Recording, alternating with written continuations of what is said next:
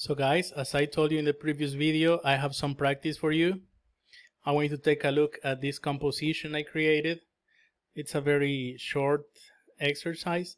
It's mostly for demonstration purpose, right? Now, I'm gonna read it for you. As I read, I want you to try to pay attention to the clauses and try to identify all the clauses that you can recognize. That you could say, oh, I'm suspicious that this could be a noun clause. Okay, remember that always you need to double check if something is a noun clause or not. Sometimes they look to be noun clauses, but they are relative clauses or they are adverb clauses, right? Anyway, here we go. Some of the cowboys who had arrived to colonize the region asked Sheriff Kevin Gomez for help, because the outlaws that were commanded by Diego Monroy and Elsie Rivera were wreaking havoc in their lands. They stole whatever took their fancy and destroyed whatever they wanted. If they wanted to take their knickers, they would do just that. This abuse led the townspeople to reach out for help. They asked the sheriff if he could help them get rid of their scourge. Kevin said that he could round up a posse and help them. What he didn't know was that the outlaws had a spy within the community. Now here you have some words that appear in the composition that I think might be new for some of us. Now, if you were paying attention to the clauses, you may have identified some of them. It may look something like this. Now, all of those clauses are not noun clauses. Some of them look like, and I understand if you have underlined the ones that I have underlined right now, I understand why you did it. However, not all of them are noun clauses, and I will explain to you why. First, who had arrived to colonize the region. This is not a noun clause. This is a relative clause because it gives extra information about cowboys. It identifies the cowboys. Which cowboys asked the sheriff for help? Those who had arrived to colonize the region. So this is a relative clause. Let's not classify it. It's not possible that we find the function of a noun clause for this. The outlaws that were commanded by Diego Monroy and Elsie Rivera. Now this is again not a noun clause. This is a relative clause that helps me to identify which outlaws were wreaking havoc in the cowboys' lands.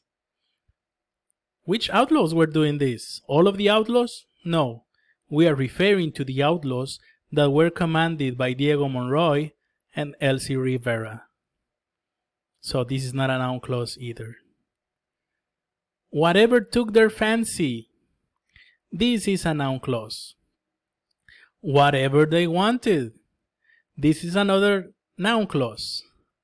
Now I want you to check that these two noun clauses start with whatever, but they have a very basic, maybe basic is not the right word, a very obvious difference. See, in the first case we have whatever took. You have the WH word and the verb.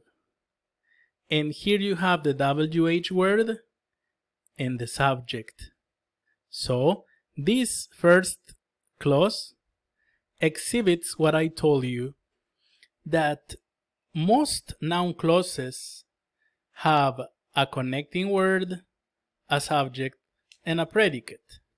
But in some cases, the connecting word is also acting as the subject of the clause. So in this case, this connecting word, this indefinite pronoun, is acting as the subject of the clause. In this other case, this indefinite pronoun is not acting as the subject of the clause because the subject is this word, the word they. But they both are noun clauses. How do I know they are noun clauses? Because I can assign them the role of a noun. Next, if they wanted to take their knickers, that's an easy one, right? I mean, it's right there in front of everyone. It's almost like telling people, hey, look at me, I'm a noun clause. It almost looks too good to be true, right? Yeah, because it is.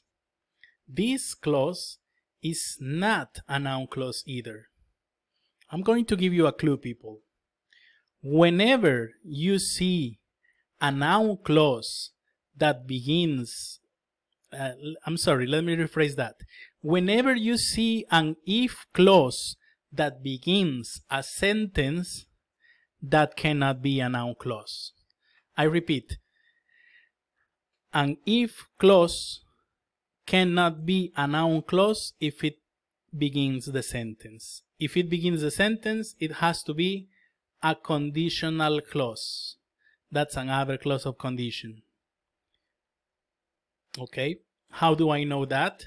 Well, because we use if and whether as introductory words for noun clauses when we are using reported speech. Yes, when we are using reported speech, when we are working with this kind of a speech, then I can use if or whether to introduce this kind of noun clauses. Anyway, moving on. This abuse led the townspeople to reach out for help. They asked the sheriff. See? They asked the sheriff. What did they ask? So this is introducing reported speech. They asked if he could help them get rid of their scourge. This is a noun clause. Kevin said that he could round up a posse and help them. This is also a noun clause. Also, next clause is a noun clause. What he didn't know was that the outlaws had a spy within the community. This is another noun clause. Now, I want you to check the other slide in which I only have included the noun clauses. Now, those are the noun clauses. Now, how do I know they are noun clauses? Because they have the function of a noun. In the first case, they stole what? Whatever took their fancy. That's a direct object. You have a transitive verb, and after the transitive verb, you ask the question what, and you get an answer. You know this is a noun clause acting as a direct object. They destroyed what? Whatever they wanted. This is also acting as a direct object. And if it's a direct object, it's a noun clause. They asked what? If he could help them get rid of their scourge. That's another noun clause. And it's also acting as a direct object. They asked what? If he could help them. Yes, direct object. Kevin said what? He said that he could round up a posse and help them. Noun clause. Again, direct object. So we have 1, 2, 3, 4 direct objects right now. What he didn't know was. See, this is the principal verb. And before the verb, I have who or what is doing the action, or who or what the sentence is talking about. What he didn't know is the subject of this sentence. What he didn't know was what? That the outlaws had a spy within the community. See? Direct object. No, be careful. Not a direct object. Check out the verb. The verb is was. This is not a transitive verb. This is a predicate nominative. Remember that if this is a predicate nominative, the predicate nominative is the same as the subject. I ask you, what is it that he didn't know? He didn't know that the outlaws had a spy within the community. It's the same thing. That's why this is a predicate nominative. Here are the answers, people, if you want to check them out. And see, this is actually a very simple practice, but what I want you to get from it is that you need to pay attention to what the clauses are doing within the sentence. If you cannot assign the role of a noun to a noun clause, that is to say, if you cannot certainly say, this noun clause is acting as a subject, or it's acting as a direct object, or it's acting as a predicate nominative, it's acting as an appositive. If you cannot say that for sure, maybe that's because they are not noun clauses, right?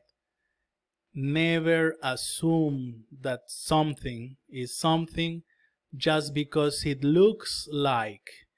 In other words, please remember the principle of conversion. A word or some words can perform more than one part of a speech, the role of more than one part of a speech, or have more than one meaning in different sentences, right? And we are going to stop this explanation about noun clauses here. There's more to talk about, so I do recommend you check the lesson that I sent you on our virtual classroom. And if anybody has the grammar textbook, then you will also find a chapter on this topic. Alright guys, until next time, have a great day.